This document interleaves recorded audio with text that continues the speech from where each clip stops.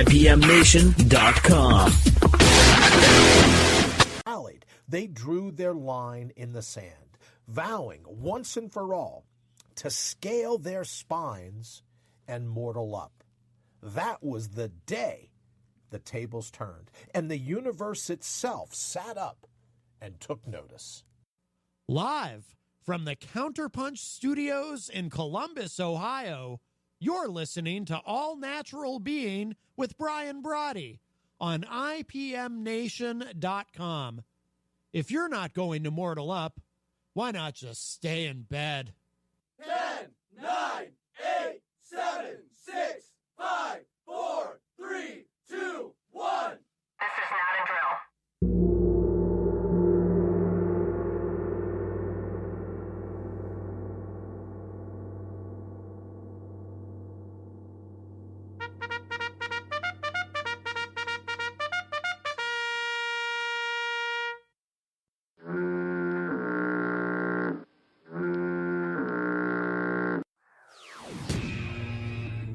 All-Natural Being.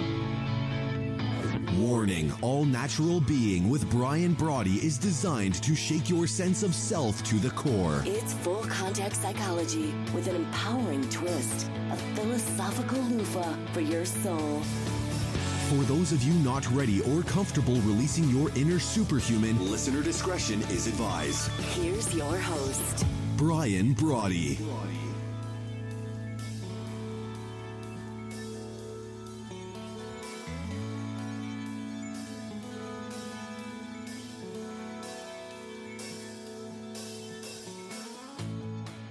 Good day and welcome. Thank you for stopping by. What we now know is the 437th episode 437 of the number one rated show here on IPMNation.com. Of course, I'm talking about All Natural Being and the gong heard round the world. I like to think of it as your snooze alarm's sworn enemy. Boy, it sure is my snooze alarm sworn enemy. Radio that sparks your smart, broadcasts that build your strong and unleash your legendary. Because if you and I are here, you've got some legendary to let loose. We're serving up the best thoughts in the history of human thinking. And I'm fired up this morning to be your virtual hitchhiker, to be riding shotgun as you get into your day. So what do you say? Here's your opportunity kicking off the week to mortal up, to crush your can and smack your critics around while you're at it. It's time. So let's go kick in some doors. First and foremost, let me apologize. Last week I missed a couple different days. And if I remember correctly, right, amnesia, it's a tough gig. But if I remember correctly, I missed Friday for sure. Given some of the things that I'm up against, so I apologize for that. But yes, this is episode 437 of The Gong Heard Around the World. And of course, this morning, Derek Noel from Derek Noel Fitness will be calling in a little bit to give us some fitness tips, some things that you may not think about.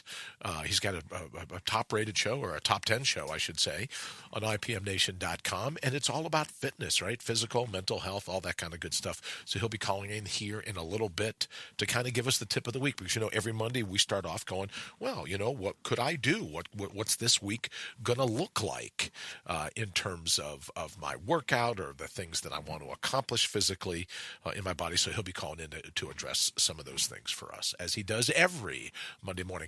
All right, don't forget, we can kick off the week also by jumping into the thread. You can text me, 833-646-3877, or just remember, 833-MIND-UPS, just like push-ups, sit-ups, or pull-ups. You can also call me, and it's toll-free. Now, here's the deal. I guess the call is toll-free, but if you want to text, standard texting fees could apply, right? They got fees for everything now. You want to take a little a little ride into what your government does for you. Just look at your phone bill, right?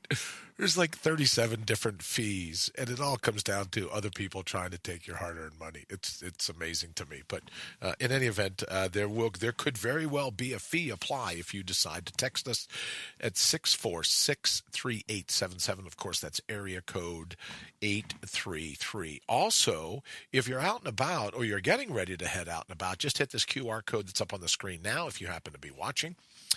For our friends at Spotify and iTunes and iHeartRadio, I'm sorry this doesn't apply to you, but for everyone else, if you're watching this morning, hit the QR code on your phone. You'll be able to pick up the show and take it with you as you head out the door. All right, so this morning, I wanted to kind of talk about, especially first thing this week, we'll jump into the thread here in just a minute and say hello to everybody, but I wanted to kind of kick around, a lot of the questions that I get asked about some of the things that I'm going through like now is, what's inspirational to you? What's motivational to you? And although I don't believe in motivation per se, people are all the time going, well, what's something that, a book that you've read, a thought that you have? And there's all kinds of books, but one of the things that jumped to mind yesterday when someone said to me, hey, what's something that's been meaningful to you? And I often, not just for me, but for you as well. Let me button up here. I often think of Ernest Shackleton's book, South. Now, if you're not familiar with Shackleton, quick little thumbnail, he decides to sail across Antarctica, right? He decides to get from ocean to ocean and, just a tough gig all the way around. The ship, I guess is a better term in case David Ray Bowman is listening later. He'll go, really, did you call it a boat? Right? Or just like you get in the debate, is it a gun or a weapon or a firearm or whatever that is? So let me call it a ship, the ship Endurance, which is just a great name given what's going to happen to this poor lad throughout. But the ship Endurance is stranded, and he makes a huge ocean crossing to be able to get to civilization, to save his remaining crew, to save his men. He returns. It's just, for me, when it comes to understanding human wherewithal, when it comes to remembering what humans are ultimately capable of in terms of courage and stamina. I talk about natural resources all the time, your grit, your agility, your stamina. When it comes to all that, I think of Shackleton, because this guy was as courageous and as driven and as grit-ridden as anyone I've ever studied. And one of the things that I loved about his book, South, as it recounts, what happened to the Endurance, what happened to his crew. He had like a huge ride through cold, like 50 below zero, 80 mile an hour winds. He's in an open boat, sails 300 some odd miles, or navigates 300 some odd miles, called conning is the term, but I'll get to that in just a minute. Gets to civilization, goes back, right, gets there, then has to mountain climb, has to do all these other things to get to the port where there's humans. Then he is able to muster enough reinforcements to go and save his remaining crew. Just talk about endurance, talk about courage, talk about just fearless. So I like to think of what he went through. What am I doing? I'm going to the Columbus Cranium Shack and Needle Emporium here before too long. If I didn't mention it on Friday, let me just say quickly that I'll be going on the 23rd. So I've got about a month out, and a part of that was because I wanted to make sure that I was able to spend Easter with my family, right? And, the fifth brain surgery, you never know how that kind of thing is going to go. So the next surgery date is going to be the 23rd of April. And, when thinking about a lot of this stuff, I go, oh, yeah, you're going for a brain surgery. What to do? Here's this guy, Shackleton. You talk about up against the odds, or like Colin Brady, the guy that just skied, right? That just traversed Antarctica by himself, unsupported. You think the odds of what these people are up against, or then you look at other people that are just a heck of a lot more challenged, a heck of a lot in a worse position than I am. And you read these kind of stories, and you see these kind of things, and it makes me look at it and go, whatever. It's not all that big a deal what I'm up against. Oh, also let me thank everyone. Thank you. Most certainly, Sue B. McCann for setting up the GoFundMe page. Thank you for everyone that contributed. I'll be going in this morning and sending out the personal thank you notes. But thank you for so much. I think we're like a fifth of the way there already. We're at 36 or almost 3,700 some odd bucks of our total. So thank you all so very much for those that have contributed over at the GoFundMe page. I super, super appreciate it, obviously. And it's going to help me not only to recover, but it's going to help me finish everything that we need to do, because when I get back, I won't be doing a lot of heavy lifting for a while. So a lot of the voiceover, a lot of the things. And I'm very excited to announce that I'll be voicing over Lee Rowley's new book from Copy Branding, and the whole aim of a technique that he has used to become one of the globes, one of the world's just premier copywriters. I'm very excited I'll be voicing over that book for him. So that a little more about that as we get on. All right, let me see. Let's take our first caller. Good morning. Thanks for calling All Natural Being. Who is this? This is Derek Newell from Derek Newell Fitness. Derek Noel Happy Fitness, Monday. congratulations. Well, happy Monday to you too. Congratulations, ripping into the top 10. I think, did I see yesterday you're number 8 already over on IPMNation.com, so congratulations for that. Thank you very much, sir. You're welcome very much. You're welcome very much. And also, let me say to everyone here in the thread, if you have a quick question, Derek usually has about 5, 6, 7 minutes that he can hang with us on a Monday morning. So, Derek, quickly, while you're on, I'll say hello and good morning to Sarah and to Mitzi and to Ian. Good late morning, brother. Hope you are well. Mitzi says, good morning, Brian. I'm so happy to see you this morning, bright-eyed and bushy-tailed. Yes, I am. You can't see the tail, but yes, it's bushy.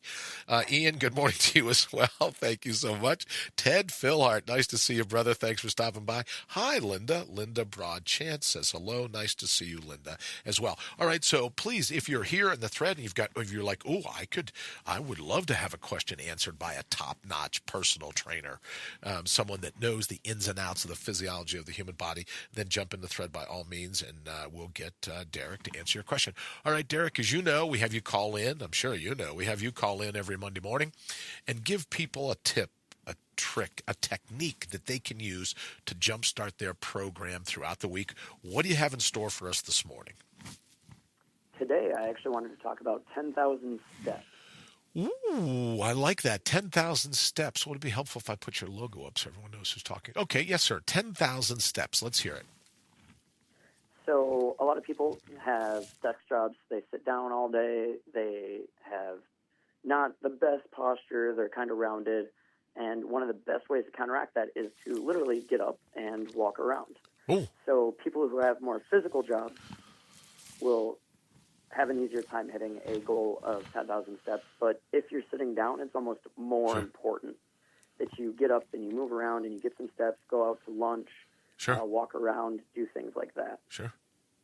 Well, Derek, I have to tell you, to corroborate what you're saying, when I first started the show, I used to do it sitting down. Right? I'd be a big, office kind of chair and a glass mat and all this crap. But I would do the show, the cameras and the lights and everything were positioned to allow me to sit. But then I realized I get down here to the studio, I'm sitting, I do the show, I'm sitting, I do my research, I'm sitting, I do all this. So now I stand throughout the entire day. And I have to tell you, right, you have to take whenever I say, oh, I'm feeling much better, right, with a 5th brain surgery. Who am I to give advice on feeling better? But in any event, I have to tell you, I dig standing up all day long. At my age, a little tough on the knees, right? Like I'll leave the studio and I'll go to do something and I'll sit for a minute and I'll go stand up and I'll go, boy, it's going to take a little bit of effort to nail that landing. But I have to tell you, I feel better standing while I'm working and standing and walking throughout the day. So I think you're onto something here. Yeah, it's really nice, too, because just a little bit of physical activity will help release those feel-good hormones. So even just getting out for a walk, especially if you're not used to it, it might be a workout, especially if you are living in a location that has hills or something like that. Sure. Walking up and down the hills, it'll get the blood flowing, it'll get the muscles working a little bit, and it'll really help release that feel-good hormone that will allow you to, feel good about it. And something else was interesting, and I've known this, personally, right, through experience over the years, but I put up a post on Facebook the other day about, they hid my phone, they took my pants, they took my boots because they wanted me to recover after my spinal tap.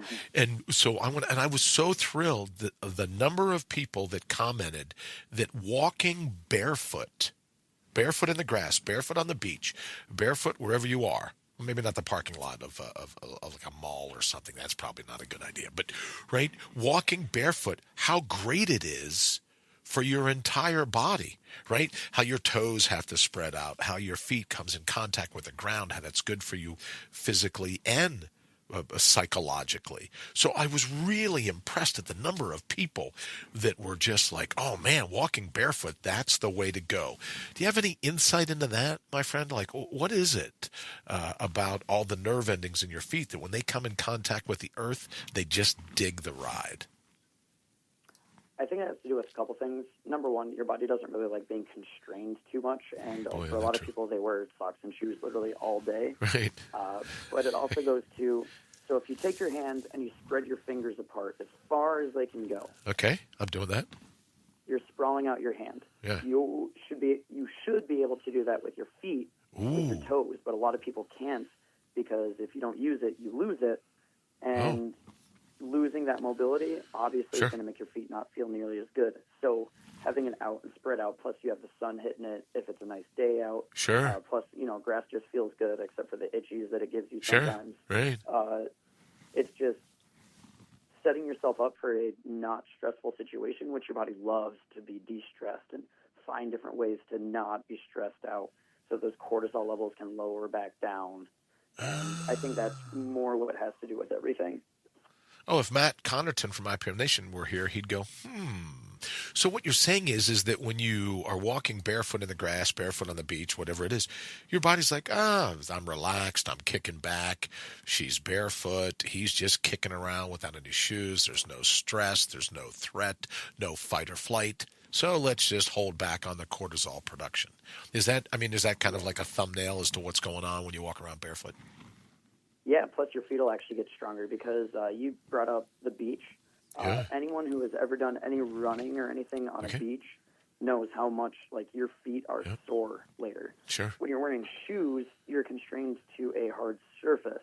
Right. So a hard, flat surface. So even if you're walking around in an area that might be a little bit more rocky, your foot doesn't really have to contort to anything. It doesn't have to worry about stabilizing. When you're walking around barefoot, all of a sudden your foot has to stabilize and everything. Right. And it really helps work the muscles in your feet that a lot of people don't even realize they have.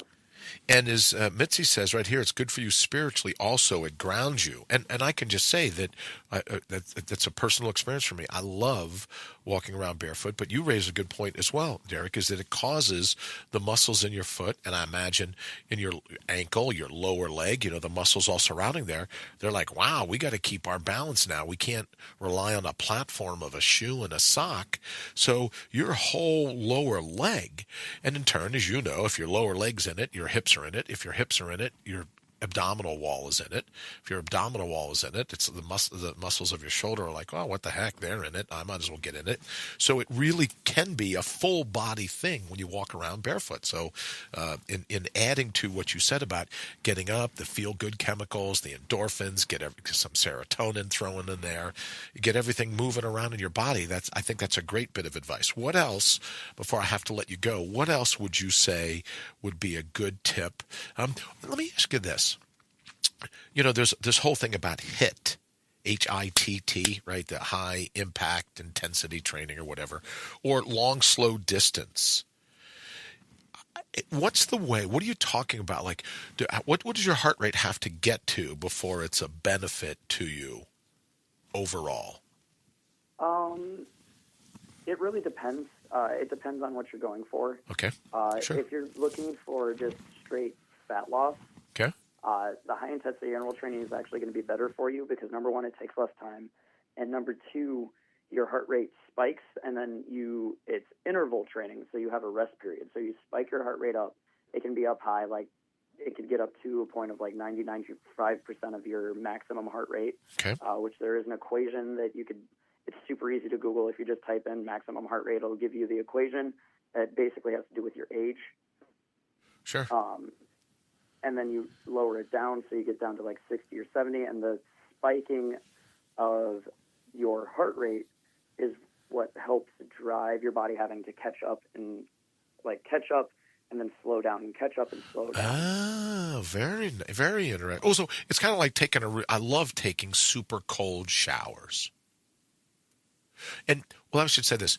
It's not that I enjoy just full-on cold showers, but a warm shower, and then you hit yourself with cold water.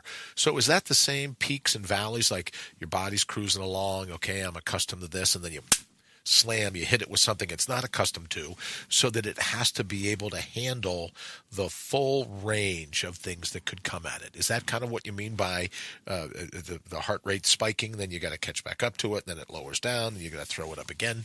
Is that a part of what you mean? Similar. Okay.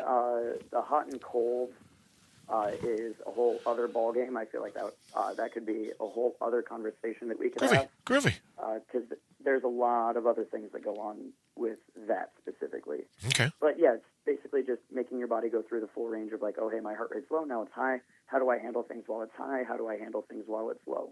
Very cool. Very cool. All right. Well, Derek, I won't hold you any longer. I know that you've got people, they're looking at you. You got a clipboard, you got a stopwatch and a pen. They're all like, all right, we got to get back into this. So thank you so very much. How can people get a hold of you? I'll put your logo back up now. Let everyone know how they can get a hold of you, and then we'll let you get out of here. You can find me on Facebook at facebook.com/TheDerekNoel. You can find me on Instagram at TheDerekNoel. You can find my show on IPM Nation at IPMNation.com/counterpunch. And there are a few other ways. We'll just stick with that. We'll stick with those. All right, brother. Well, thank you for taking the time out this morning and cluing us all in. As Derek gets ready to leave, remember his fitness tip is that very simply get up and move around. The human body was built to walk. It was built to move. It wasn't necessarily built to lie around all day long. So, and he's not saying you have to have an Olympic ability. Just get out and get your body moving. Don't have to be a rock star. Don't have to sprint. Don't have to deadlift. Don't have to do all these other things unless you want, of course. But you just get up and get moving. Derek, thank you so very much. Have a great day. We'll talk to you next week. Yep, you too. Have a good one, Brian. Farewell. All right, so now what I want to do this. Oh, you know what? Let's just do this real quick, and we will be. So if we put 1, 2, 3, we will be right back. What's queued up in the cart? You have a heart. It has a passion. Making that pulse your priority is why you're here in the first place. I promise. All right, so remember, your heart has a pulse. It has a passion. We need to tap into that rhythm. Ted's tapping into that rhythm. I can tell. He says, living in Florida now, I tend to be more barefoot. Ted, God love you. I absolutely know what you mean. Flip-flops, right? You're just wearing them all the time. And people go, oh, don't those mosquitoes ever get to you? Nah, the little ankle biters. You get so used to it after a while. And you know, it's odd because I really love the mountains. I love the snow. I love camping in it. I love just the challenge of it. But boy, I got to tell you, I love hanging out on the beach as well. All right, so I wanted to get back to this morning. You know, we were talking about Shackleton, his book South, but not just about his book. We were talking about, it's not a book review, but we were talking about the epitome of human endurance, the epitome of human courage. Well, if Shackleton has it, so do you and I, right? So when we're confronted by the things that we face, we can call on that same reservoir that he called on and his crew called on and people throughout the annals of human history have called on.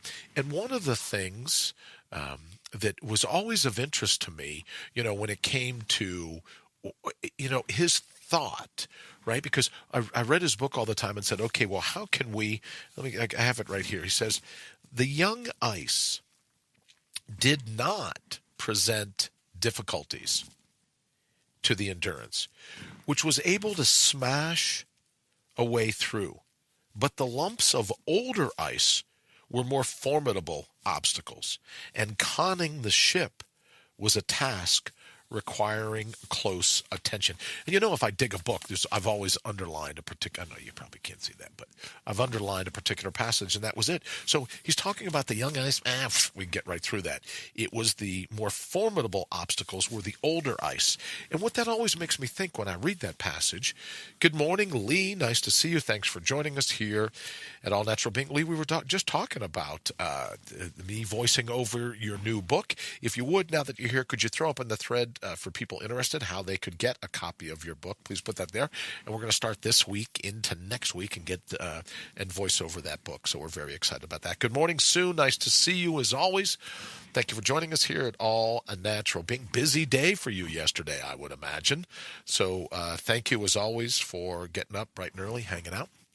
What we're talking about this morning is Shackleton and his theory that the young ice, the new ice, not all that much so, but the more formidable obstacles were the older encrusted ice. And what that always makes me think are about opinions that I have. right? Some of the new things that I've learned, you're like, oh yeah, I can deal with that.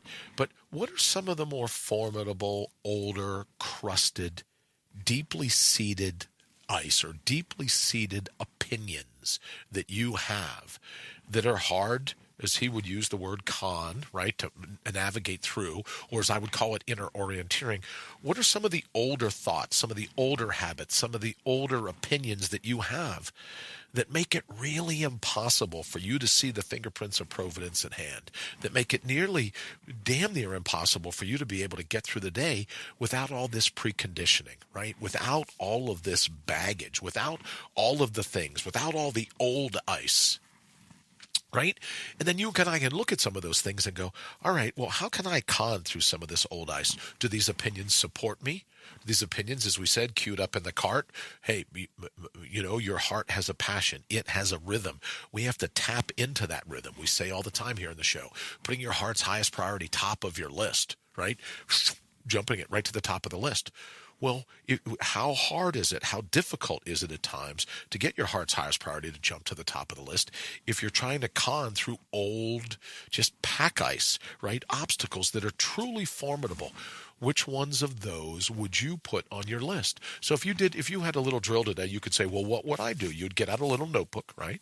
Like I have hundreds and hundreds and hundreds of these little notebooks that I carry with me.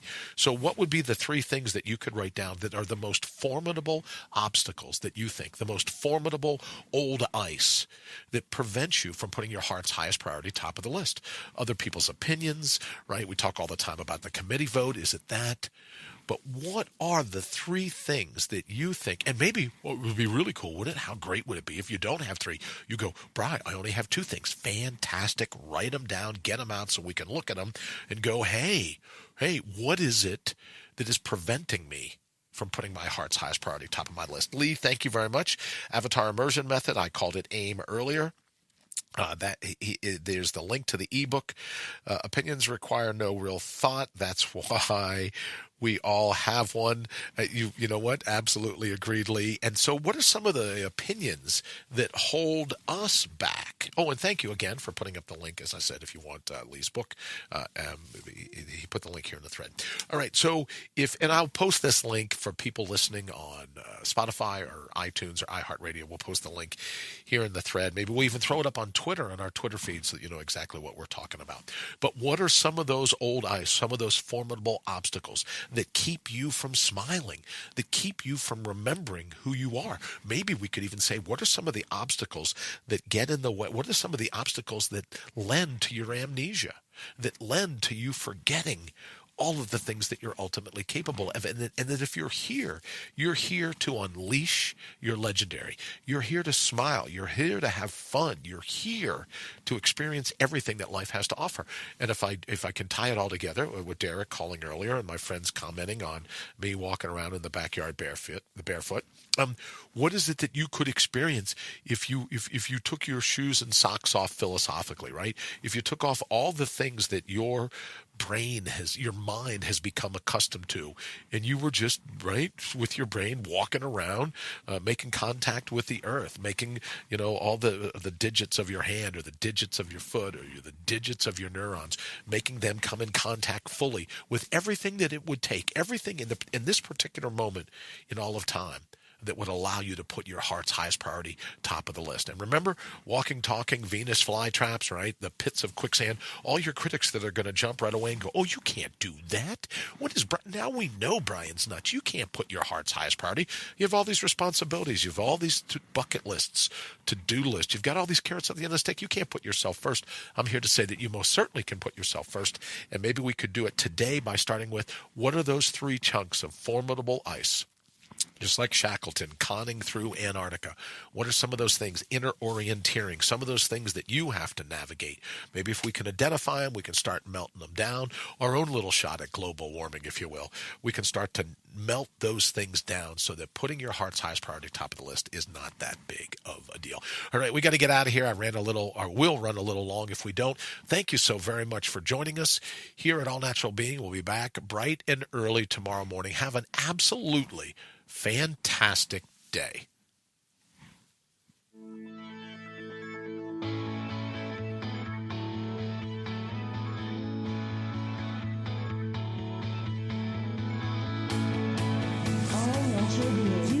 listening to All Natural Being with Brian Brawdy. Join us live every Monday through Friday, 7 to 8 a.m. Eastern. Also, check us out around the clock at allnaturalbeing.com. Until then, always remember to bring your own bold.